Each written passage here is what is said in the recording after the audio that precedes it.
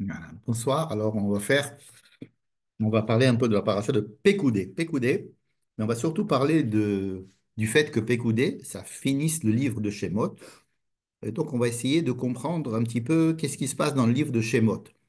C'est-à-dire, on va faire un zoom out assez important pour voir qu'est-ce qu'il y a dans le livre de Shemot. Alors, d'abord, la paracha de Pécoudé. Pécoudé, on continue avec la construction du Mishkan, un peu plus, euh, disons, les vêtements du Kohen. Et ça commence Pécoudé, d'abord le mot Pécoudé, ça voudrait dire peut-être un recensement de tous les ustensiles qui ont permis à construire le Mishkan. C'est pas évident. C'est pas évident, je vais vous dire pourquoi. Euh, Parce qu'il y a écrit les Pekoudé à Mishkan. Alors, si on dit que Pekoudé, c'est-à-dire voici tout ce que ça a coûté, ou bien faisons le compte-rendu de tous les éléments qui ont été apportés, de la quantité de l'or, de l'argent, etc., pour voir un petit peu combien on a dépensé. Hein. Et alors c'est la traduction classique, traditionnelle. C'est comme ça que tout le monde traduit. Et les Pekoudé à Mishkan, Mishkan à Edout. Voici ce qu'on a dépensé pour construire le Mishkan. Pourquoi? Parce que 4 versets plus loin, il y a écrit Kol hazahav ve'asu la melacha. Voici tout l'or qui a été utilisé. Voilà, il y a tant d'or qui a été utilisé, il y a tant d'argent qui a été utilisé, etc. Donc il va y avoir un décompte de tout ce qui a été utilisé. Mais seulement ça apparaît dans une paracha stoma, c'est-à-dire que ça apparaît pas comme la suite du verset. Hein, et je me dis que on n'est pas forcé de penser que El Pekoudé à Mishkan, c'est effectivement une introduction à ce qui va se passer dans le verset numéro 4, enfin, le quatrième verset de la paracha, où on va faire ce décompte.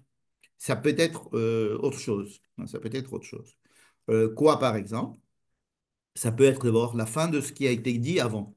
Puisqu'avant aussi, on a fait le décompte de tout ce qui a été construit, la fin de la paracha de Vayakel. Euh, et puis, Pekoudé à Mishkan, il faut se rendre compte qu'il y a Pekoudé, ça veut dire qu'on va faire un recensement. Mais recensement, peut-être pas pas simplement des ustensiles, de l'or, des matières, mais peut-être Pekoudé, ça veut dire ils ont compté aussi les enfants d'Israël. Ils ont compté les enfants d'Israël. Et les Pekoudé à Mishkan, Mishkan à Edut, Asher Pukad Alpid Moshe. Voici ce qui a été compté par Moshe et qui a été fait par les Lévi'im et qui a été dirigé par Betzalel. Mais on sait très bien qu'il y a eu un recensement. Comment on le sait? Parce que quand on va parler de la quantité d'or et la quantité d'argent, quand on va compter la quantité d'argent, on va dire que 603 550 personnes ont donné un demi-shekel, et donc ça fait 300, 150 000, etc., shekels, avec lesquels on a fait les socles des krachim, les hadanim, ça s'appelle. Donc, il y a eu un recensement, puisqu'on en parle. On parle de ce recensement, mais indirectement. Donc, oui, il y a eu un recensement. Mais on ne parle pas de ce recensement. Alors, il y a dans la paracha de Kitty ça. Si tu recenses les enfants d'Israël, ils devront donner un demi-shekel. Mais là-bas, on avait dit que c'était au cas où tu voudrais un jour. Donc, il y avait pas d'ordre de les compter. Donc ici, le mot pécoudé à mon avis, il n'est pas aussi évident qu'il dise ce que tout le monde dit qu'il dit, à savoir que c'est le recensement des matières premières. C'est peut-être aussi le recensement des gens, c'est peut-être aussi le compte-rendu de toute l'action qui a été faite, tout simplement. Et pas simplement un recensement des matières premières. Et effectivement, il va y avoir donc le compte-rendu de tout ce qui a été fait et de la réalisation de chaque chose, plus, plus cette fois-ci les vêtements.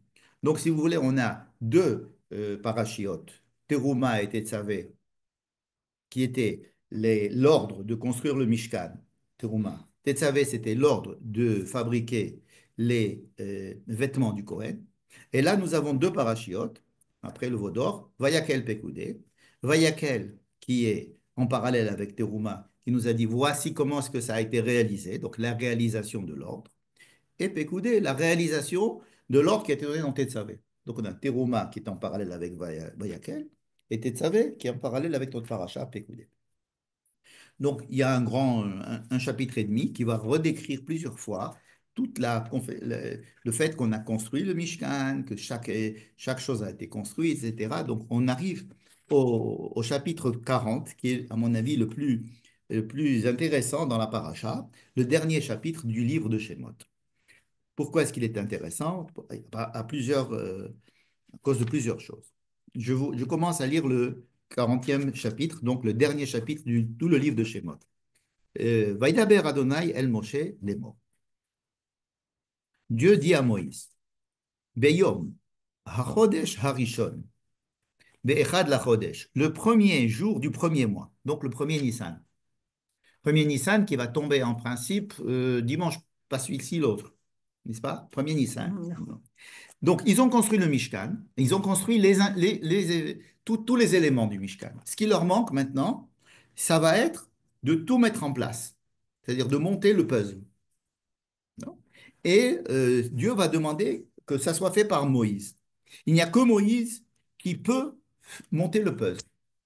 Pourquoi? Pourquoi est-ce qu'il n'y a que Moïse? Les gens qui ont construit, ils avaient besoin d'énormément d'intelligence, de chorma, de tvuna, de da'at, etc., pour pouvoir construire le Mishkan. L'assemblage, c'est un jeu d'enfant. Il aurait très bien pu le faire. Il n'y a que Moïse qui doit le faire, et ça doit être fait le premier jour du premier mois, c'est-à-dire le premier Nissan. Ils l'ont construit probablement bien avant. Tous les instruments, tous les kelim, tout a été préparé assez rapidement. L'ordre a été donné de construire le Mishkan, disons, à Kippour, le lendemain de Kippour. Depuis Kippour jusqu'à Nissan, il y a 6 mois, presque 6 mois. On dit qu'ils ont fini pratiquement à Hanouka de le construire.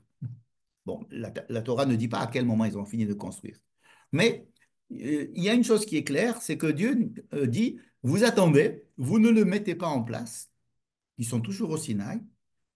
Tout le temps qu'on est resté au Sinaï, on a utilisé pratiquement pour recevoir la Torah, pour recevoir les Mishpatim et pour construire le Mishkan. Donc, et on restait au Sinaï jusqu'à ce qu'on arrive à cette date qui est le premier Nissan. D'accord? Pourquoi? Si l'ordre, c'est de faire le Mishkan, qu'on fasse le Mishkan, dès qu'on a fini de le faire, on le fabrique et puis on y va. Dieu dit non. Vous devez attendre le premier jour du mois de Nissan. C'est-à-dire qu'il y a une importance à ce jour-là. Alors, qu'est-ce que c'est que ce jour-là, premier jour du mois de Nissan? Pourquoi est-ce que c'est, il faut attendre ce jour-là? Euh, on peut dire que le premier Nissan, c'est hein, c'est le premier jour de l'année. Mais pour la Torah, c'est le premier jour où Moïse a reçu de Dieu un ordre, une mitzvah. Première mitzvah qui a été donnée au peuple d'Israël dans la Torah, ça s'est passé le premier Nissan. Exactement, Kiddush HaChodesh. HaChodesh hazeh lachem rosh chodashim, rishon hu lachem lechodshei hashana, c'est-à-dire quand dans la paracha de Bo, Dieu il dit à Moïse voilà, on va commencer, on va se préparer pour ce qui va se passer le 14, Nissan. Vous devez prendre un agneau, vous devez faire ça, vous devez faire ça. Et il lui donne aussi le Kiddush HaChodesh, c'est-à-dire la première mitzvah, c'est de dire, de compter les mois, c'est-à-dire que le peuple d'Israël il va être régi par un calendrier lunaire. Et donc, c'est les premières mitzvahs. La première mitzvah, d'ailleurs, Rashi va demander au début du Sefer Bereshit, il va dire pourquoi la Torah n'a pas commencé justement par cette première mitzvah. Puisque la Torah, c'est un livre de mitzvot. Et il va répondre, non, la Torah, c'est pas un livre de mitzvot, c'est un livre de pas que des mitzvot, de sipour, et de mitzvot qui vont avec. C'est un livre qui n'est, c'est pas un Shulchan Aruch, la Torah. Et on doit expliquer qu'il y a une histoire et le pourquoi et le comment de la fabrication du peuple d'Israël, etc. Bon. Alors, cette date du premier Nissan, elle a cette importance-là. L'importance de quoi? De commencer l'histoire d'Israël en Égypte. Donc, dire qu'on va construire le Mishkan de premier Nissan, c'est probablement pour nous faire une allusion, pour nous relier la construction du Mishkan avec la sortie d'Égypte. D'accord? Donc, ça va nous aider un petit peu à comprendre.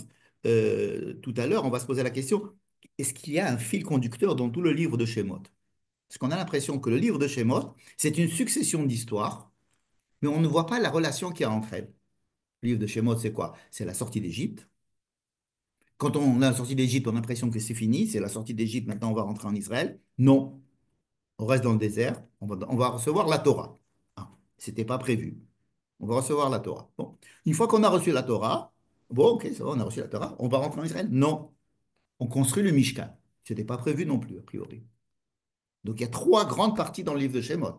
Sortie d'Égypte, don de la Torah et construction du Mishkan, n'est-ce pas?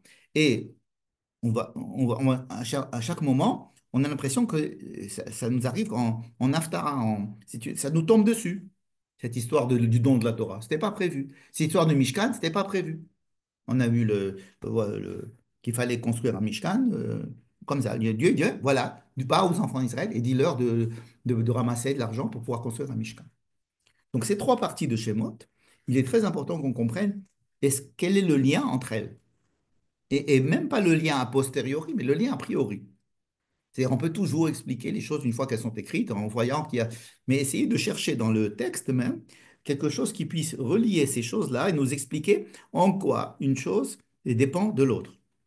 On va voir que le don de la Torah n'aura pas pu se passer sans la sortie d'Égypte et que la construction du Mishkan n'aurait pas pu se passer sans le don de la Torah. Comme s'il y avait ici une progression, hein. En hébreu, on dit Sipur Mitzgalgel. Je ne sais pas comment on peut dire en français, Sipur Mitzgalgel. Une histoire qui se développe, mais son développement n'est pas raconté comme si c'était prévu à la base. C'est-à-dire que les choses qui se passent entraînent d'autres choses et encore d'autres choses. Hein. Par exemple, dans la paracha de Vaera, quand Dieu est encore, ils sont tous encore en Égypte et Dieu parle à Moïse, il lui dit les quatre verbes, je vais vous vehitzalti, vehotzeti, vegalti, velakarti etrem, veheveti otrem, on a l'impression qu'il y a un programme. Donc voilà, il y a un programme, on sait qu'il va se passer ça. Ou alors, si on va au niveau du Sefer Bereshit, quand Dieu parle à Abraham, ta descendance, elle ira dans une terre étrangère, et ils seront là-bas 400 ans. Ensuite, je les ferai sortir de là-bas, ils vont sortir avec de l'argent, et je vais les amener en Israël. Donc il y avait un programme. Quand on a un programme, on est tranquille, enfin, on voit où ça va, n'est-ce pas? Donc, on savait qu'on devait aller en exil, on ne savait pas dans quelle terre, non, encore. On savait que ça devait durer maximum 400 ans, non. Et on savait qu'en sortant, on allait en Israël. Voilà, c'est tout ce qu'on savait en rentrant dans le livre de Shemot. Et dans le livre de Shemot, on nous dit, on va chercher qu'est-ce qui relie les choses, n'est-ce pas? Qu'est-ce qui fait qu'une chose va entraîner une autre? Je vous dis dès maintenant ce qui va induire ma réponse, ou bien la solution à la question, c'est que Dieu en face de lui un peuple et il attend de voir ce que le peuple est capable de faire pour lui donner une mission supplémentaire. S'il est capable, s'il veut, s'il a envie, alors on fait upgrade. On essaie d'avoir quelque chose de plus exigeant envers le peuple. S'il est d'accord, on fait plus, etc. C'est en ce sens-là qu'on appelle ça aussi pour Midgalgel, ou une histoire qui se développe elle-même, de dedans de l'histoire. On n'aurait pas pu arriver à l'étape numéro 5 si on n'avait pas eu l'étape numéro 4. Donc, il faudrait on va essayer de voir ça, où c'est que ça se situe dans les versets et et tout ça tout se relie. D'accord? Donc, ça, c'est la question de base que je voudrais faire ce soir. Mais tout d'abord, je voudrais m'attarder sur justement ce 40e chapitre qui va finir et où Dieu dit, on attend, il faut attendre le premier jour du mois de Nissan. Donc déjà, on a un petit fil conducteur entre le premier Nissan, construction du Mishkan, c'est pas construction, je dirais mise en place. Hakama, c'est-à-dire qu'on va c'est presque même pas une inauguration, mais c'est de tout mettre en place et de faire un Mishkan. C'est pas grand-chose, hein, c'est pas beaucoup de choses à faire. Ça peut se faire tout en une journée même, mais c'est symbolique. Il faut que l'assemblage de toutes ces choses-là se fasse par Moïse le premier jour du mois de Nissan. Donc, un an après la sortie d'Égypte, pratiquement. Bon. Et qu'est-ce qu'il va lui demander à Moïse? Il va lui dire trois choses. Il va lui demander trois choses. Il va lui dire, il va falloir que tu mettes le Aaron, tu vas mettre le Mishkan, c'est-à-dire que tu vas construire une petite l'enceinte du Saint des Saints et du Kodesh. Dedans, tu vas mettre le Aaron, ensuite tu vas mettre les kérouvim, les chérubins, ensuite tu vas mettre le rideau, ensuite tu vas mettre le menorah. Bref, il lui dit comment mettre les choses, et à la fin, tu dois mettre le Khatser. Le Khatser, c'est-à-dire la grande, la grande cour, c'est-à-dire ce qui va faire délimiter le Khatser. Et une fois qu'il a dit ça, donc, et ça c'est Moïse qui doit le faire, pas quelqu'un d'autre, c'est uniquement Moïse. Et uniquement lorsque Moïse aura fini tout ça, euh, il devra faire une deuxième chose, il doit prendre de l'huile et sanctifier tous les kélim, comme si c'était de la... vous savez, à Mavdil, quand ils prennent le machin comme ça avec hein, les chrétiens, avec, ils aspergent, etc. Ils ont eu ça Alors, des hein? juifs. Ils ont eu ça des juifs. Ben oui, d'accord. Donc il faut faire, on inaugure ou bien on sanctifie les éléments du Mishkan, ça c'est la deuxième chose. Troisième chose, c'est d'habiller les Kohen, de les oindre, de les nommer Kohen et de les faire rentrer en fonction. C'est pas? Donc il y a trois choses à faire. C'est ce que Dieu demande dans ce chapitre numéro 40. Donc lorsqu'il arrivera ce premier jour du premier mois de Nissan, tu feras ces trois choses-là. Et effectivement, dans le même chapitre, il y a écrit au verset 17, Vayi, Bachodesh Harishon. Et alors, le premier mois, Bashana Hashenit, donc c'était la deuxième année, Be'echad Lachodesh, c'était le premier jour du mois, Hukam Hamishkan.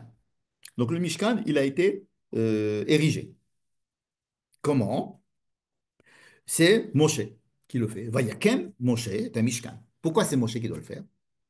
Je vais expliquer bien lui, Parce comment. que lui a expliqué bien. Mais il lui a tout expliqué bien, et pourtant Moshe n'a pratiquement rien fait. C'est Moshe qui a donné les ordres, et c'est pratiquement tout qui a été fait par les gens, les spécialistes, Betzalel, Aholiab, etc. Mais cette chose-là, qui est de prendre les choses et il a quand même 81 ans, hein, Moïse. C'est lui qui doit le faire.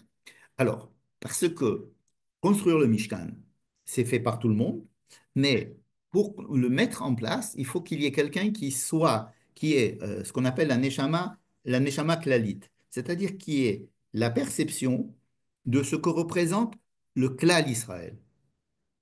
Le klal Israël, c'est-à-dire il y a le klal Israël, l'ensemble du peuple d'Israël, ça n'est pas que la superposition ou l'assemblage de tous les éléments d'Israël.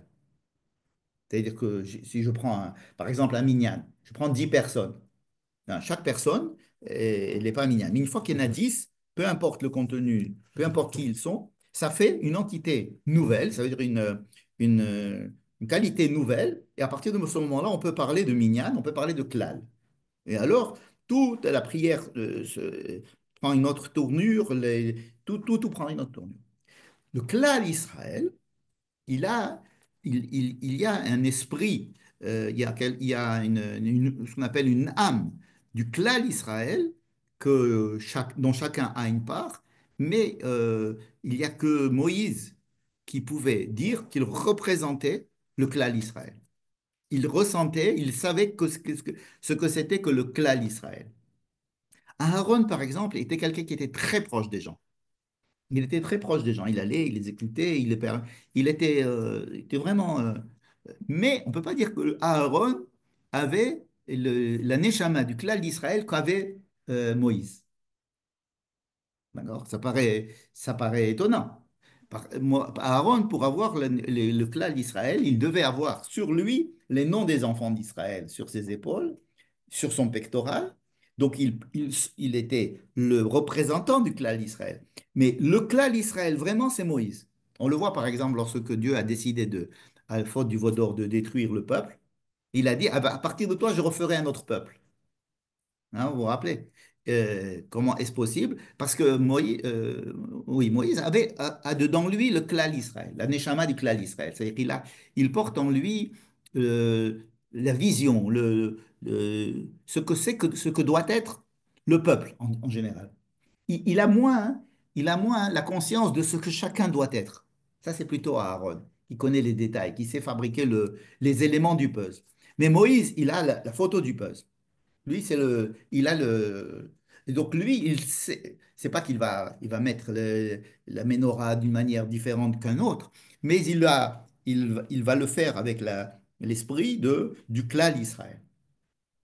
Il y a une autre chose que Moïse, par exemple, devait faire et dont on parle pas dans notre paracha, et c'est un élément de la construction du Mishkan. Non, on ne veut pas dire de la construction du Mishkan, un élément des vêtements d'Aaron. un événement qui ne sont pas décrits dans notre paracha, alors qu'ils sont décrits dans la paracha de Tetzavé, qui sont quoi? Les Urim et Tumim. Urim et Tumim, on ne sait pas du tout ce que ça veut dire. Il y a dans la paracha de Tetzavé, dans l'ordre, Dieu qui dit, lorsqu'il y aura le pectoral de Aaron, avec les 12 pierres, avec les 12, chaque pierre représentant un des tribus d'Israël, il va avoir derrière une poche, c'est-à-dire une doublure, et dans la doublure, tu mettras les Urim et les Tumim. Les Urim et les Tumim, mais on ne sait pas ce que c'est.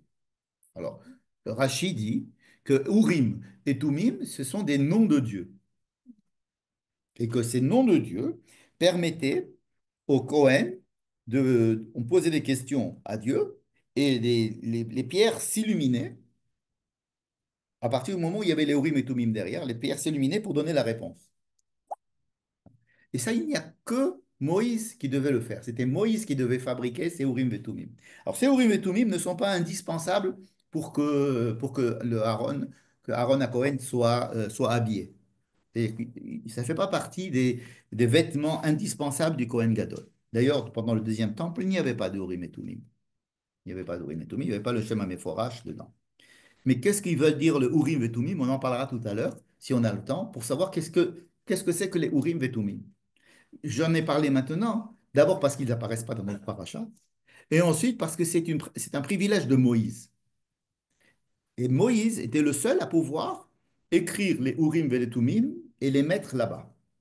Pourquoi? Parce que c'était lui qui était en contact avec le klal, avec l'esprit de la Shekhinah, et qui pouvait écrire les Urim et Tumim et les Les mettre autres ne là-bas. connaissaient pas. On dit que les Kohanim savaient prononcer le nom de Dieu. Ils prononçaient le nom de Dieu quand ils étaient au Beth Amikdash. Mais Moïse a écrit donc les Urim et les Tumim. On va tout à l'heure parler, peut-être si on a le temps, de qu'est-ce que c'est que les Urim et qu'est-ce que c'est que les Tumim. C'est deux choses différentes.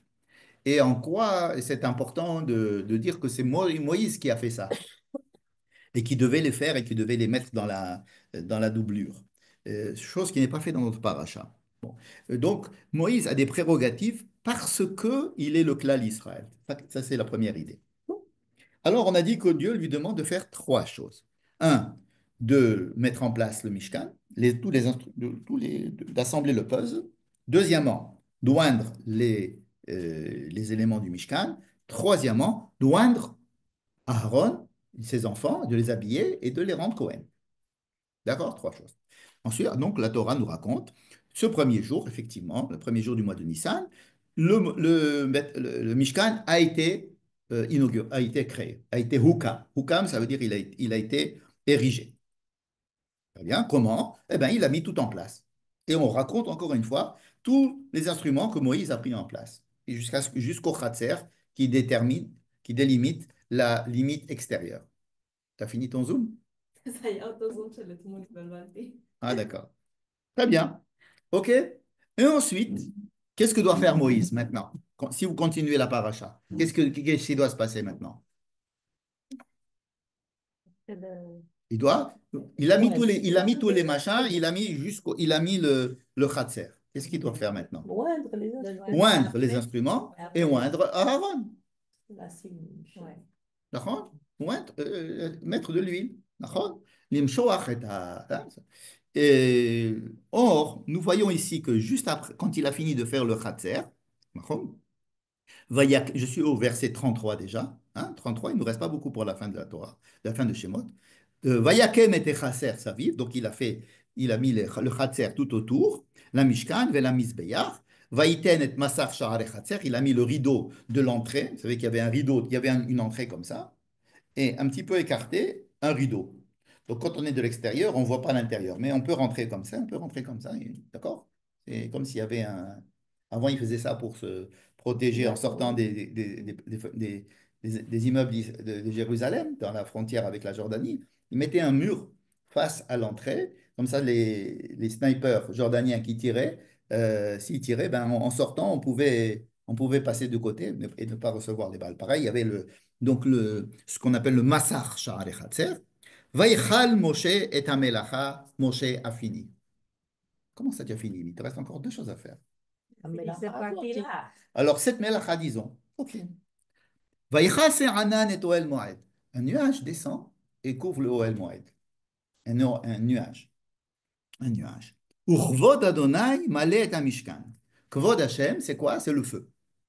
Donc il y a un nuage et le feu. Toujours Dieu est décrit comme du feu et autour un nuage. Donc le jour, on voit plutôt le nuage et la nuit, on voit plutôt le feu qui est au milieu du nuage. D'accord? Mais c'est toujours un nuage avec du feu. C'est décrit. Hein, c'est pas c'est décrit comme ça. Urvod Adonai malé et Mishkan. Donc il y a un feu qui est dans le Mishkan. On connaît le feu, par exemple, qu'il y avait dans le buisson ardent. Un feu, et c'est pas pour ça que ça brûle, Enenu au cal. Mais il y avait du feu, et donc ça montre que Dieu est là. Ou be'alot et anan me'ala Mishkan, dès que le feu, dès que tout ça montait, c'est-à-dire se détachait du Mishkan, alors c'était le signe qu'on pouvait voyager. Mais sinon, on devait rester sur place. C'est-à-dire que pendant tous les Masraïhem, pendant toutes les pérégrinations du pape, le signe qu'on pouvait partir, c'était que tout ce feu et ce nuage qui était sur le Mishkan sortaient de là. Dès qu'ils sortaient de là, alors les gens savaient qu'il fallait partir. Mais sinon, ils devaient rester. Qui anan Adonai ala Mishkan yomam, ve'esh tihyeh laïla bo. Donc, dans le jour, on voit plutôt un anan, et la nuit, on voit que c'est du feu. D'accord? Euh, mais il y a un verset là qui est intéressant. On a dit qu'il y avait ce feu là, donc on peut dire que ça a marché. Ça a marché parce que toute cette histoire-là de fabriquer, de mettre en place le Mishkan, c'était pour voir si Veshachanti Betocham, si Dieu allait vraiment être là. Alors, on ne sait pas. Bah, Personne ne sait. si, il est descendu. Alors, le fait que le Hanan descende, c'est un signe que c'est Besséder. Velo yachol Moshe lavo Elohel Moed. Et pourtant, Moshe ne pouvait pas rentrer parce qu'il y avait le Hanan. Donc, il y avait le Hanan et Moshe ne pouvait pas rentrer. Uchvod Adonai malet Mishkan. Alors, est-ce qu'on finit par un happy end ou par un échec? Bah, il ne peut pas rentrer, Il ne peut il pas rentrer. s'approche. Mais oui, mais il peut pas Bah, rentrer. comme sur le Oui, Sinaï, mais à quoi sûrement ça il n'est pas rentré au milieu. Alors, Ouais. tu C'est me tout. dis, alors viens, on va voir au Sinaï. C'est une très bonne idée. Viens, on va voir ce qui se passe au Sinaï. On va voir la fin de la paracha. Sinon, si c'est du Nachon. Sinon, il crame. Absolument. Esh ochela. Esh ochelet, ça veut dire que c'est un feu qui mange. Hein. Dans le Sné, il y avait le Esh, le Sné, il n'était pas oukal. L'arbre du buisson n'était pas mangé, n'était pas brûlé par le feu. Alors, tu nous dis, viens, on va voir ce qui s'est passé sur le mont Sinaï. C'est une très, très, très bonne remarque, Oui. parce qu'à la fin de la paracha de Mishpatim, à la fin de ma paracha de Mishpatim, je vous rappelle qu'est-ce que c'est que la paracha de Mishpatim. C'est Moïse qui, euh, qui est en bas, du mont Sinaï. Dieu a déjà donné les 10 commandements. Lorsque Moïse est en bas, Dieu ne donne pas les 10 commandements lorsque Moïse est en haut. Hein, ça, il faut savoir. Je vous rappelle, quand Moïse, Dieu dit, descends, il reste avec le peuple. Quand il est en bas, Dieu commence à parler en haut. Le peuple dit à Moïse, eh oh, qu'est-ce que c'est que cette histoire? On ne peut pas entendre, on va mourir. Donc c'est Moïse qui transmettait au peuple les paroles que Dieu disait. Okay. Et ensuite, quand il a fini tout ça, il a fait une certaine alliance, une brite, hein, brite à Haganot, peu importe. Et ensuite, Dieu dit à Moïse, maintenant, viens, d'accord? Monte sur la montagne. Je veux te donner les 2 tables de la loi où j'ai écrit les paroles. D'accord? Vaya'al Moshe el Hahar. Donc Moïse est monté sur le mont Sinaï. Vayecha Anan et Tahar. Donc le feu, le nuage recouvre la montagne. D'accord. Vaishkon kevod Adonai al har Sinai. Donc maintenant on parle du kevod Hashem, exactement comme tout à l'heure. Uchvod Adonai malé et Mishkan. Là c'était Vaishkon kevod Adonai al har Sinai. Je vous rappelle que l'une des fonctions du Mishkan, c'est de poursuivre le Muhammad har Sinai dans le temps et dans l'espace. C'est quelque chose qui était chad permis, que Dieu se descende sur le mont Sinaï. Il a été décidé de le faire tout le temps. C'est-à-dire qu'il va y avoir quelque chose qui va se passer dans le campement et vous pouvez voyager avec, il va voyager avec vous. Et puis après, on ne parlera plus du mont Sinaï comme un endroit particulier. Donc, Vaishkon Kevodonu ala Sinaï. Vaïchase ou Anan. Et donc, il y a le feu, il y a tout ça, il y a le feu et il y a le Anan qui est sur le mont Sinaï pendant 6 jours. Quand on nous dit que ça peut durer 6 jours, Vaïkra el Moshe Bayam Hashevei. Le septième jour seulement, il appelle Moïse. Quand il Donc, était qu'est-ce là. qu'il a fait Moïse? Moïse, il était au mont Sinaï, il est monté, mais il ne pouvait pas approcher. Mhm. Donc, il est resté dans la salle d'attente, comme j'appelle ça, pendant 6 jours. Donc, qu'est-ce qu'il ne pouvait pas faire? Il ne pouvait pas rentrer pendant 6 jours. D'accord. Le septième jour, Vaikra el Moshe Bayom Hashevei, Mitoch et Hanan, donc depuis le Hanan, il appelle Moshe, Umar'e kevod Adonai ke'esh ochelet berosh ahar. Or, Dieu, c'est comme un feu qui est destructeur, qui mange. Eh bien, Vayavo Moshe betoch et Hanan. Moïse est quand même rentré. Pourquoi il est rentré? Parce que Dieu l'appelle. Vaya'al el ahar, donc il est monté maintenant sur le sommet de la montagne. Vayi Moshe bahar arba'im yom ve'arba'im laila. Il est resté 40 jours et 40 nuits.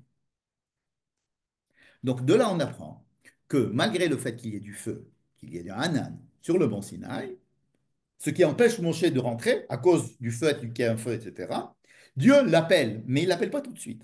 Il l'appelle, hein, Vaïkra El Moshe Bayom Hashevei, le septième jour, il l'appelle, et alors si Dieu m'appelle, bon, ben, je rentre. Mais quand il est rentré, il n'est pas arrivé grand-chose, il est rentré quand même. Qu'est-ce qui s'est passé là-bas? Il va rester là-bas 40 jours.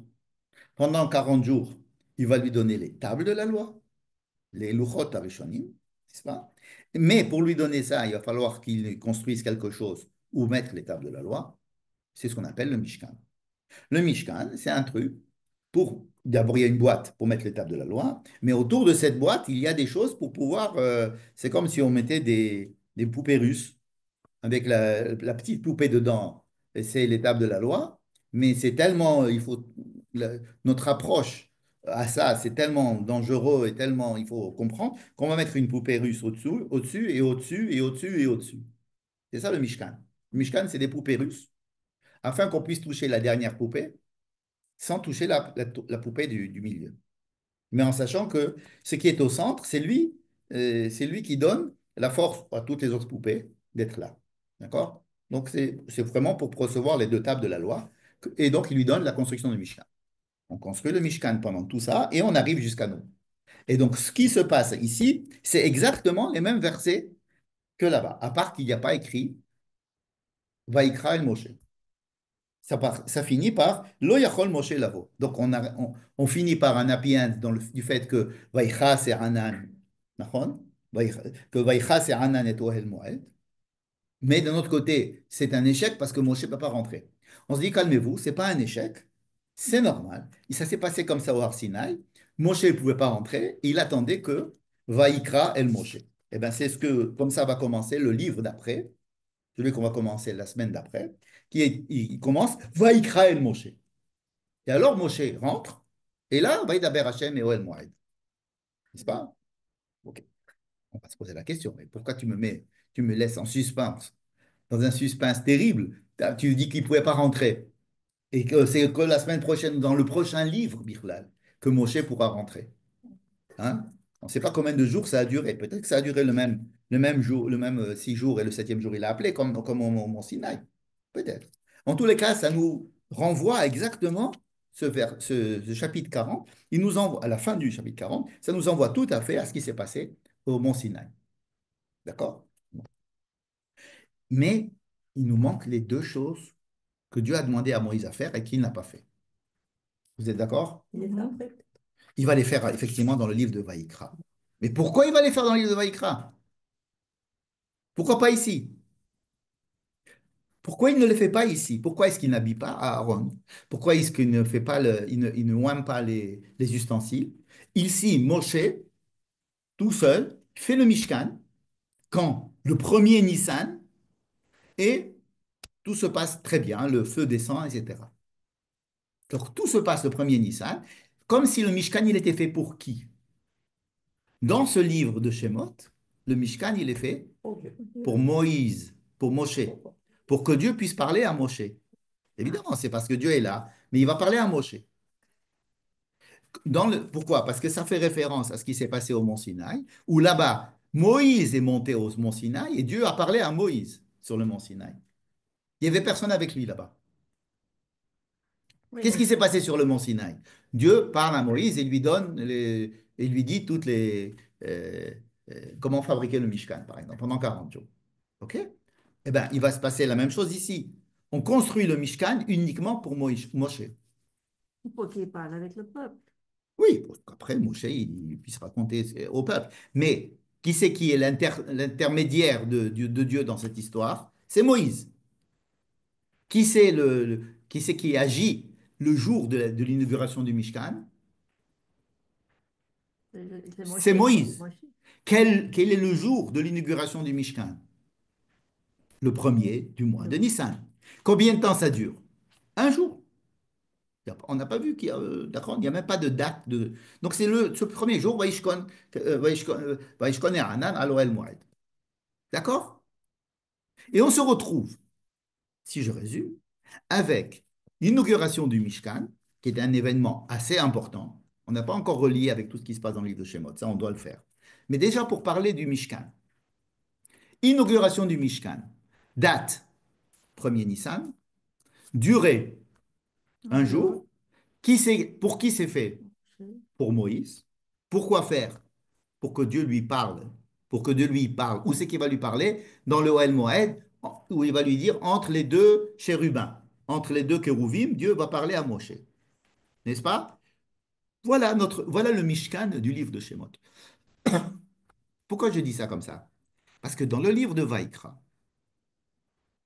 ça va être un livre totalement différent. Pourquoi on va changer de livre dans le livre de Vaïkra?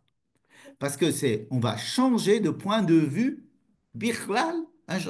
On va prendre la situation et on va la voir sous un autre angle.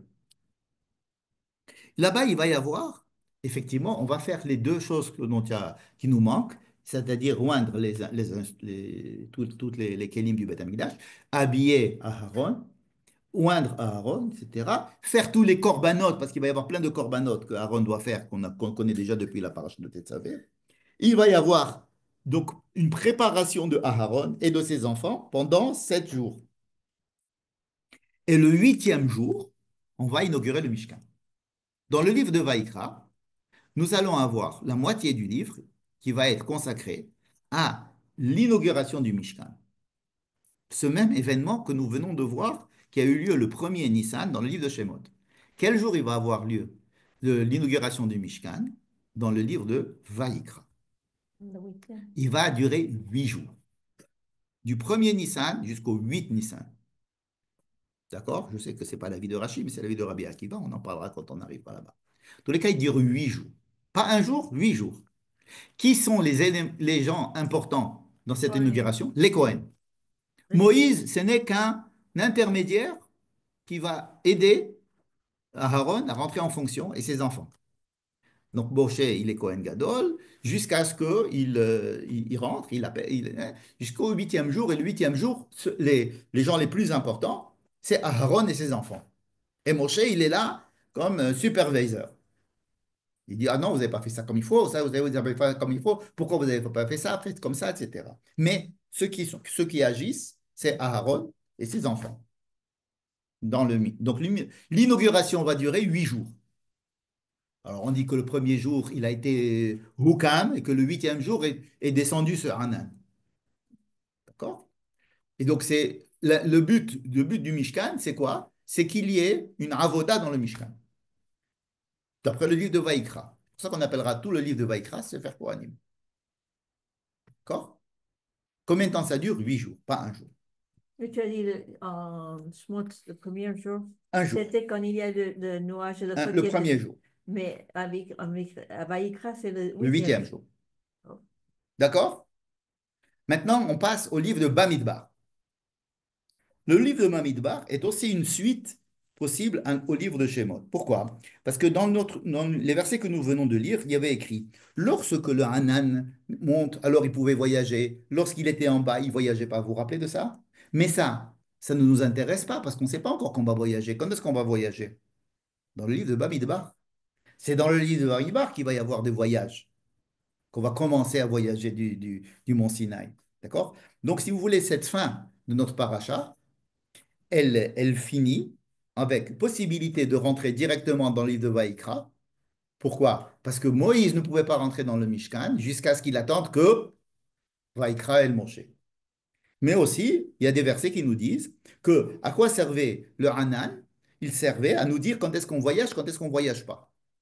Et mais ça nous rentre directement dans le livre de Bamidbar. Tu comprends? Là, non, je sais pas. Non, rien. De toutes les façons, nous, on a Tu peux tout. pas attendre 8 jours et On puis les après a. commencer à voyager. Oui. Mais dans le livre de Bamidbar, nous avons les voyages. Mais avant de voyager, il faut inaugurer le Mishkan. Comment on va inaugurer le Mishkan dans le livre de Bamidbar? Qui va inaugurer le Mishkan? Ah, mais Israël. Oui, comment? Par l'intermédiaire de leur chef de tribu, ce qu'on appelle les Nessi'im. En fait, c'est les points de vue, quoi. Exactement. C'est la même Dans histoire. le C'est livre la de même histoire, Bamidbar, les points de dans vue. le livre de Bamidbar, qui c'est qui va inaugurer le Mishkan? C'est les Nessi'im. Donc après, Bayom Arishon, écrivent Korbano, Nachshon ben Avidav Korbano, Karat Kesef Achat. Chacun amène des. Mais à chaque fois, les roues racontent comme ça. On re-raconte Oui, mais l'histoire quelle de l'inauguration. excuse il a de vous raconter chaque fois une histoire? Mais on le raconte, c'est la même histoire que on laisse le livre et on réécrit un autre livre d'un autre point de vue. Ça veut dire que c'est comme si tu dis, bon, qu'est-ce qui s'est passé hier? Alors tu dis, ben, moi j'étais là-bas, j'ai vu, voilà ce qui s'est passé, ta, ta, ta, ta, ta. Très bien, merci monsieur, on a reçu votre point de vue. Après, on va voir un autre, il dit, tiens bien, qu'est-ce qui s'est passé? Il va nous raconter ce qui s'est passé. Un autre jour. Oui, jour Dans le plus livre tard. de Shemot Vaïkra Bamidbar, on reste tout le temps dans la même situation de l'inauguration du Mishkan, dans tous les cas dans les premières parties du livre de Vaïkra, la première partie du livre de Bamidbar. Elle re-raconte l'inauguration du Mishkan avec des points de vue différents. C'est bizarre. C'est-à-dire, on ne se rend pas compte de ça parce qu'on est tellement Dans le livre, ouais. dans le livre, dans le verset, dans la paracha, dans le truc, qu'on n'arrive pas à avoir une vision un petit peu kolélette, d'accord, un zoom out. Overview. D'accord? Ouais. Oh, le livre de Bamidbar, ce n'est pas le livre des Cohen, c'est le livre du peuple d'Israël. Donc, comment est-ce que le peuple d'Israël va être représenté dans le Mikdash? Il va être représenté d'abord le jour de l'inauguration par les chefs de tribu, ce qu'on appelle donc les Nessi'im. Et ça va durer combien de jours? Combien de tribus? 12. Alors, ça va durer 12 jours. L'inauguration du Mishkan va durer 12 jours. Quel est le premier jour? Quel est le 12e jour? Il y a qui vont dire que ça commence le 1er Nissan, ça finit le 12 Nissan. Il y a qui vont dire que ça commence le 8 Nissan, ça va finir le 20 ou le 21, ça dépend. D'accord? Mais on sait que ça dure 12 jours. C'est l'inauguration du Mishkan. Est-ce que c'est vraiment l'inauguration du Mishkan? Ça va être plutôt l'inauguration du Mizbeach. Pourquoi? Parce que le peuple, il n'a pas accès à la Ménorah, à tout ça. Lui, il a accès au Mizbeach. Or, tout le livre de Bamidbar, il est centré sur le peuple. Donc, on va parler de Hanoukat ha-Mizbeach. Jamais rentré. Qui? Béné Israël au Kodesh? Non. Il n'y a que les Kohen qui peuvent rentrer dans la Ménorah. Kodesh HaKodashim Bichlal, c'est que le Kohen Gadol à Kippour. Mais la Ménorah et le Mizbeach HaKetoret et le Shulchan, là-bas, il n'y a que le Kohen.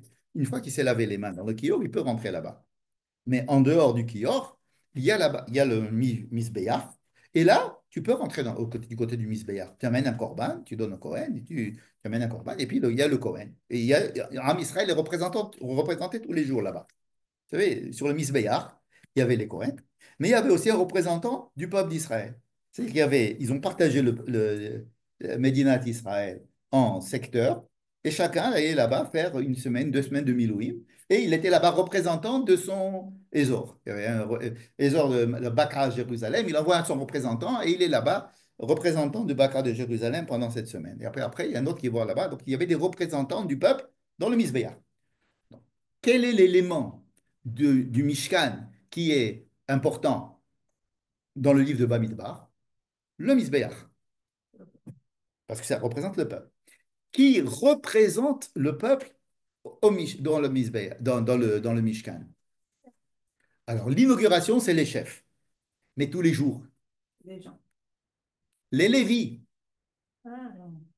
Les Lévis sont le représentant direct du peuple. les Lévis. C'est pour ça que les Lévis vont être remplaçants des aînés, de Bechor. Parce que Bechor, dans chaque Mishpacha, il y a un Bechor en principe, à peu près. D'accord? Donc, dire qu'on va prendre tous les Bechor, c'est-à-dire qu'on va prendre tout le peuple, il va être représenté par le Bechor. OK? Alors, comme ça fait un petit peu de balagan et que, bon, pour des raisons que les Bechor, on a pris un chevet qui on va aller, ils vont avoir des écoles à eux, ils vont avoir des villes à eux, etc. Et c'est eux qui vont représenter le peuple d'Israël au Mishkan. Oui, mais après, si c'est Chevet qui a une école à eux, là, c'est Bidou Carrefour, mais représentant du peuple. Absolument, ça va être un très grand problème. Alors, pour essayer de réparer ce problème, les Lévis n'avaient pas de territoire. Et on les obligeait d'habiter chez tout le monde. Ah, Et ils n'avaient pas de métier, enfin, ils n'avaient pas de terre. Donc, ils étaient obligés de recevoir l'argent de tout le monde. Donc, ils étaient en contact avec tout le monde. oui, ils ne restaient pas ensemble, alors ils étaient Ils avaient comme. des villes dispersées dans le peuple. Mais c'était leur ville à eux. Ils avaient une petite ville, mais ce n'était pas leur travail de faire de l'agriculture, etc. Par contre, tout le peuple était censé leur donner à manger. Et les Lévis devaient leur enseigner. C'était les profs. C'est pas. C'était les fonctionnaires, en fait, les Lévis. D'accord? Et quand ils arrivaient au Mishkan, Oh au ben, oh ben, Beth, alors, les Lévis aussi, ils avaient des tours à Nouyot pour ah, aller donc c'est des travailler états, au ils n'avaient Mishkan. pas tous Non, la. pas tous les Lévis étaient au Mishkan, dans le Mikdash. Et donc, les Lévis, qu'est-ce qu'ils faisaient? Ils aidaient les Cohen, ils chantaient, ils étaient les surveillants de la sécurité. Ils étaient tout le temps autour en train de voir de la sécurité qui c'est qui rentre, qui c'est qui part, qui c'est qui sort, les Sheharim, d'accord. Ils chantaient, donc, ils étaient donc les représentants du peuple au Mishkan. En plus, il y avait en plus des gens qui représentaient le Mahamad du peuple, en plus avec des Lévi'im sur le Misbéach. D'accord? Donc je reprends. Dans Shemot, dans le livre de Shemot, le Mishkan, c'est quoi? C'est essentiellement les Luchot Abrit, c'est les tables de la loi dans le Haron, avec les chérubins. Tout le reste, ce sont des choses qui vont nous permettre d'accéder à ça. Alors tout ça, c'est décrit, mais l'essentiel, c'est Dieu qui va parler à Moïse entre les deux kérouvim sur le Kodesh HaKodashim. Combien de temps ça dure? Un jour. Quel jour? Le premier Nissan. Qui c'est pour qui c'est? Pour Moïse. Vaïkra, quels sont les éléments les plus importants de Vaïkra? C'est les ustensiles du Mikdash qui sont rappelés La dans Vaïkra. menorah, La menorah, ça va être le le pain, shulchan. le shulchan, et toute la kétorette qui va être faite par les Kohanim, et tout ce qui vont. Et l'inauguration, elle va être faite pour les Les Kohen. Kohen. Ça va durer 8 jours, n'est-ce pas? Et donc, tout ça, c'est le livre de Vaïkra, c'est le Sefer HaKohanim. Le même événement, à savoir l'inauguration du Mishkan, dans le livre de Bamidbar, qui est le livre où le Mishkan ne nous sert que pour le peuple. Donc, qu'est-ce qu'il va y avoir? Notre rapport au Mishkan, à savoir les Lévis. L'inauguration du Mishkan, ça va être les Nessi'im pendant 12 jours, parce que ce sont les représentants politiques du peuple qui vont chacun amener des cadeaux personnels, etc. Ça va durer 12 jours, parce que le peuple, il est fabriqué, il est partagé en 12.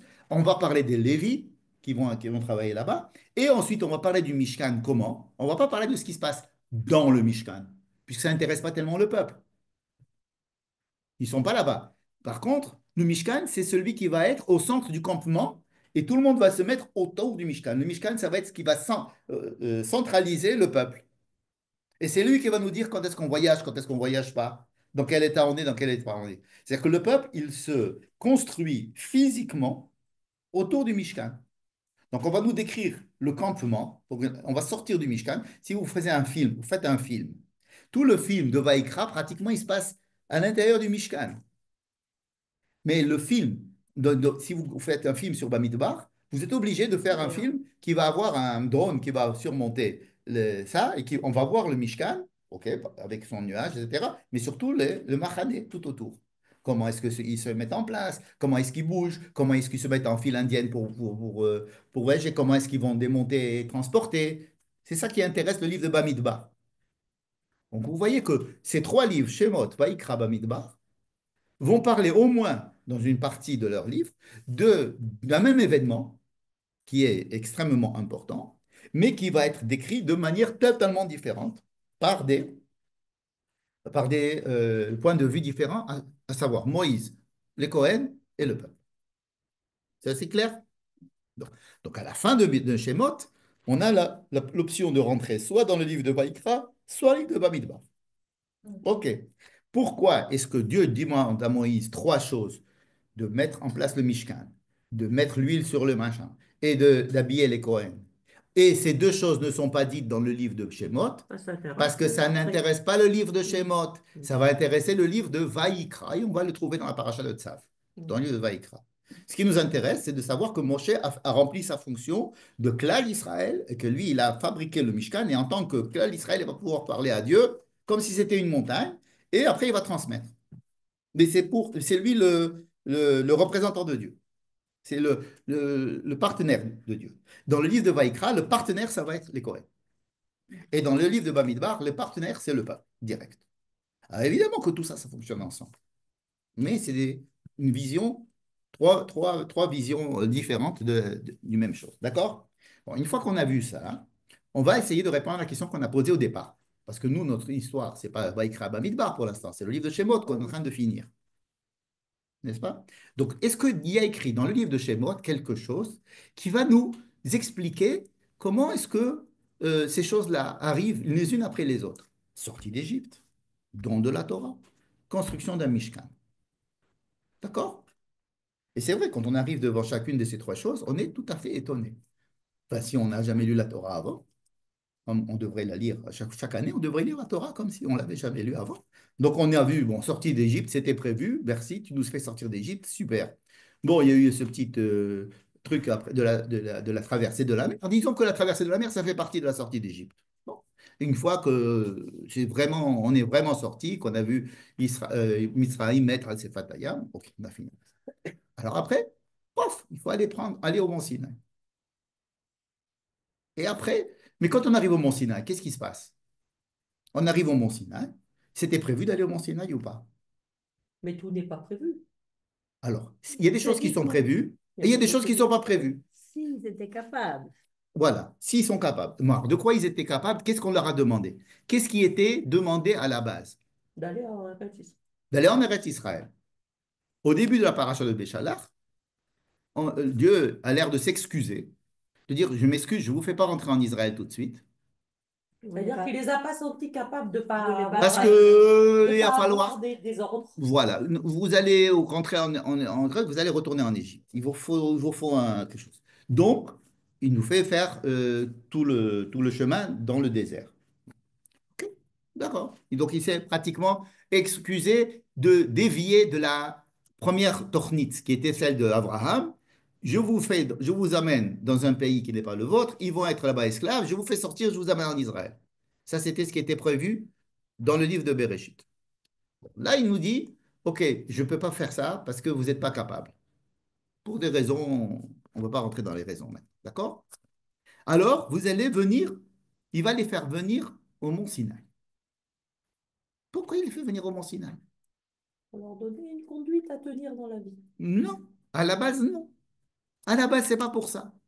Il les fait venir au mont Sinaï parce que c'est ce qu'il avait prévu avec Moïse, au buisson ardent. Oui.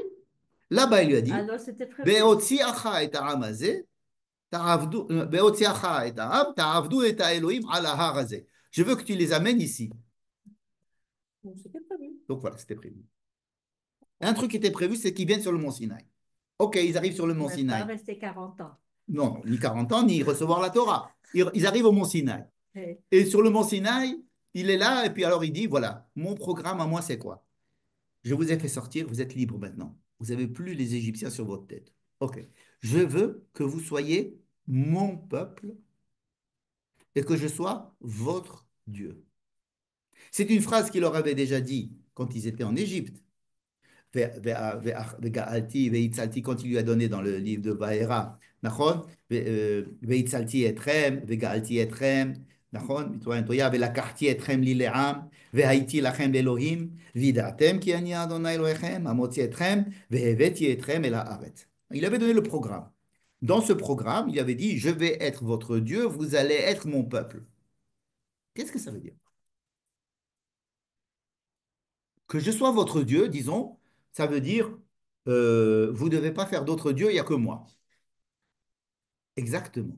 Vous serez mon peuple, ça veut dire je vous engage. Vous allez travailler pour moi. Vous allez travailler pour moi. Est-ce que vous êtes d'accord? Une interview d'embauche, une proposition d'embauche. Je veux que vous soyez mon peuple, ça veut dire je vous ai fabriqué, vous me devez la vie. Moi, je vous ai fait sortir d'Égypte. Si je vous ai pas fait, vous avez pas fait sortir d'Égypte, vous ne serez pas un peuple, vous serez des Égyptiens. Je vous ai fait sortir d'Égypte. Donc, c'est moi qui vous ai créé, c'est moi qui vous ai fait naître, c'est moi qui vous ai fabriqué, parce que je veux que vous soyez, que vous bossiez pour moi. Ça veut dire, Vi'itemli Ram Segula, Mikol Aramim. Vi'itemli Mamlechet Kohanim. Vous serez mes Kohen dans le monde. De la même manière que le Kohen dans le peuple d'Israël, c'est le représentant de Dieu vis-à-vis du peuple, comme on a vu tout à l'heure. Le peuple d'Israël, ça va être le Kohen de Dieu parmi les peuples. Parce que le but de Dieu, c'est les peuples, c'est tout le monde, c'est pas Israël. Israël, donc, c'est des gens qui vont travailler pour Dieu, d'accord? Pour avoir un message qui va transmettre au peuple, à tous les peuples. Ils lui disent, Naasé, pas de problème, on est d'accord. Ah, très bien. Et en plus, le peuple, il dit, mais on est prêt à écouter, on voudrait bien écouter que Dieu nous parle. Dieu il dit, d'accord, tu veux parler? Je te parle, je vous parle. Moi, et comme ça, ils vont vous croire, toi et Moïse, je vais vous donner des lois. Il commence à leur parler. Il dit, oh, Naasé, super. On ne peut pas t'écouter toi directement, s'il te plaît, Moshe, dis-nous les choses parce que c'est trop machin, mais on est d'accord. On accepte toutes les lois de Aseret Adiberot et toutes les lois des Mishpatim. Après qu'il ait reçu les lois des Mishpatim, Moïse, il dit, OK, maintenant, tu as vu, le peuple, à chaque fois, il a dit OK. Donc, non seulement ça, mais en plus, tu as parlé devant lui, tu lui as dit qu'il y avait Moïse, que maintenant, tout ce que je leur dirais, ça serait de ton corps, de ta force à toi. Ils font un brit. Ils font un brit. Après, les Mishpanim font un brit. Ils construisent un hôtel, un misbéach, ils font là-bas des sacrifices, ils prennent du sang, ils le mettent sur la moitié là, la moitié là. Et il lui dit, est-ce que vous êtes prêts à faire la brite avec Dieu? Il lui dit, Naase venishma. La troisième fois, il ne lui dit pas Naase seulement, il dit Naase venishma. Donc vraiment, le peuple, trois fois on lui a demandé et il a dit, pas de problème. Et alors Dieu se dit, waouh, c'est des gens bien. C'est-à-dire que je leur ai proposé de travailler pour moi, de bosser pour moi, et à chaque fois, ils acceptent, parce que pour bosser pour moi, ils peuvent bosser pour moi, stam, mais je leur ai donné des lois ils ont pris, qu'ils prennent sur eux de faire pour savoir qu'est-ce que je veux moi dans le monde. Et comment est-ce qu'ils doivent être eux en tant que ceux qui travaillent pour moi. Par exemple, à Mavdil, on pourrait dire, bon, maintenant, OK, vous êtes d'accord? Tu travailles pour moi, d'accord. Maintenant, tu es obligé de te couper les cheveux comme ça, tu vas t'habiller comme ça, tu vas venir à telle heure, tu vas sortir à telle heure, tu vas faire ça. Tu es d'accord? Ouais. OK. Alors maintenant, OK, passons un truc. Maintenant, voilà les buts de la société. Il va falloir que tu fasses ça, tu vas faire du commercial, tu vas dire que ce produit, il est bien, tu vas faire ça. Je veux que tu te comportes comme ça, tu vas dire aux gens oui, tu vas dire aux gens, tu vas sourire aux gens qui vont rentrer. Toutes les mitzvot. Et c'est très compliqué. Et c'est très long parce que c'est un truc de longue haleine, c'est pour des milliers d'années et c'est pour tout le monde. C'est pour une existence très très longue. Pas de problème. On prend la Torah et les mitzvot. OK. Alors il dit maintenant, moi je vais le upgrade du upgrade du upgrade. C'est la dernière version de la truc, c'est je vais résider à l'intérieur de vous. Je vais vous donner un objet à moi. C'est quoi mon objet? Je vais prendre des pierres que moi j'ai taillées. Dieu, il a créé le monde. Mais là, ça va être quelque chose de particulier pour le peuple d'Israël. Je vais prendre des pierres à moi, comme si vous faites un petit souvenir, des pierres à moi, et je vais écrire moi-même avec mon écriture, et vous allez le prendre, pas pour lire ce qu'il y a dessus, mais comme si je te donne un cadeau, je te donne un truc à moi. Tu comprends? Quand on a un chidour, etc., on dit voilà, ça c'est ma photo, on donne un objet, hein, j'ai quelque chose pour me rappeler de lui, etc. Donc, quelque chose de Dieu qu'on a chez nous. C'est ça l'étape de la loi. Parce que ce n'était pas pour les lire. Donc on va voir l'étape de la loi. Et non seulement ça, mais on va avoir une présence de Dieu qui va nous aider à être à avoir une promiscuité avec lui, qui va nous permettre de ressentir qu'est-ce que Dieu veut de nous dans la vie. C'est ça que Dieu est au milieu de nous. C'est qu'il va être prêt, quand il va nous dire, je vais vous dire quand est-ce qu'on voyage, quand est-ce qu'on ne voyage pas, qu'est-ce qu'on ne fait pas. Ça veut dire que Dieu est présent et il n'y a pas de question, mais alors qu'est-ce qu'on fait là? Pourquoi on est là? Alors, Dieu est présent, maman. C'est-à-dire que les choses sont évidentes. Si Dieu est présent, alors il nous dit, voilà, ce que je veux que vous fassiez ça, je veux que vous fassiez ça, et moi je vous aide à faire ça. Si vous ne voulez pas, j'arrête de vous aider. Si vous enfreignez mon bride, alors. Et alors le Mishkan, c'est quoi? C'est le summum de la présence de Dieu dans le peuple en disant, non seulement je vous donne des ordres, mais je serai avec vous au boulot tous les jours. C'est moi qui viens. Donc je serai avec toi. Donc si tu as des problèmes, c'est moi qui t'aide. Je suis avec toi. Je suis présent là. Donc la présence de Dieu dans le peuple, c'est quelque chose qui va être vécu comme vraiment c'est le patron. C'est pas le patron, il m'a dit, il m'a engagé et puis après je le vois plus. Il est là tout le temps. Le patron, il est ici avec moi au boulot. Donc je bosse pour lui. Il m'a dit tout ce qu'il veut que je fasse pour que ça soit adapté à sa volonté. Et en plus, il est là tout le temps parce que sa volonté, elle peut évoluer. Et puis ça, moi aussi, je peux évoluer. Donc, il va y avoir une présence. Le Mishkan, c'est la présence de Dieu au milieu du peuple d'Israël, qui est là le représentant de Dieu sur terre. Et voilà, on vient de résumer le livre de Shemot comme une seule entité. Dieu fabrique le peuple d'Israël et à la fin, le peuple d'Israël devient son peuple. C'est si simple que ça. Pourquoi est-ce que ça n'a pas été prévu complètement? Parce qu'il faut l'accord à chaque fois et voir si c'est capable, si on est capable. Il y a une phrase qui aurait pu déjà nous faire tiquer à un moment donné dans la paracha de Tetzavé. Donc, je suis au chapitre 29, au verset 46, quand il finit de nous décrire la construction du Mishkan.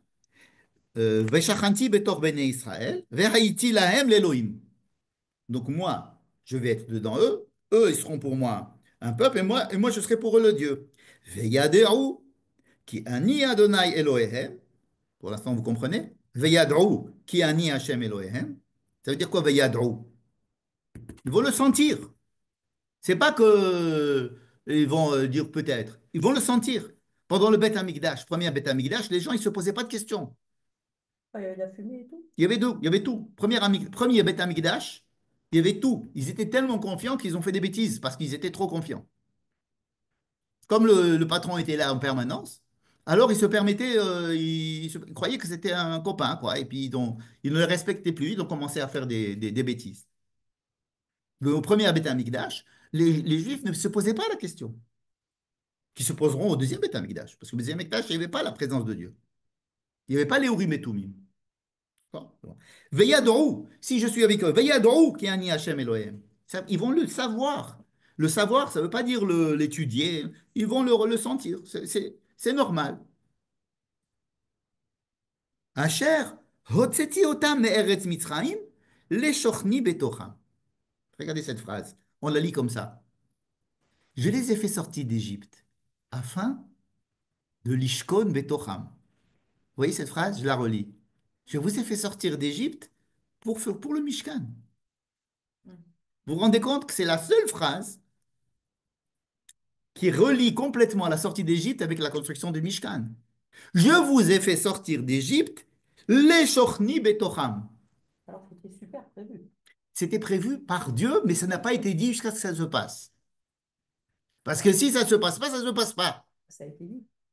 Ça s'est dit après qu'il lui a donné le Mishkan. Ah, C'est pas donné, c'est pas dit. Mais quand il lui dit, je vous ai fait sortir d'Égypte pour les shochni betocham, il le dit qu'à la fin. Alors qu'on avait l'impression que c'était une évolution de l'évolution, de l'évolution, de l'évolution. D'accord. Or là, on nous dit, C'est pas Midgalgen. moi, c'est Mitgalgel, Mitzad.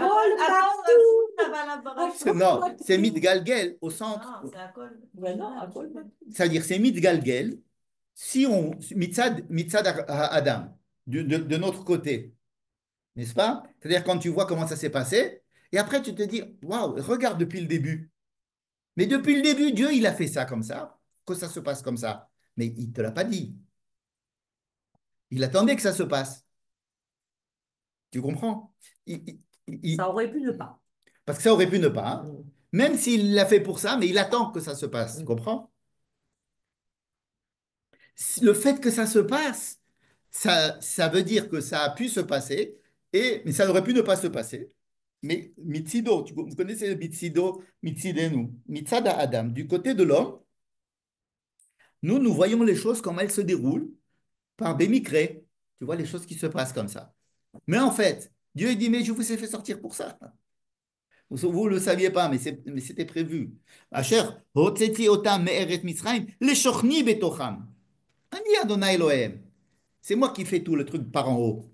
Ben, l'homme, il n'a pas du tout l'impression, quand il vit, il a l'impression que tout est ouvert devant lui, que toutes les options sont ouvertes devant lui. Et effectivement, toutes les options sont ouvertes devant lui.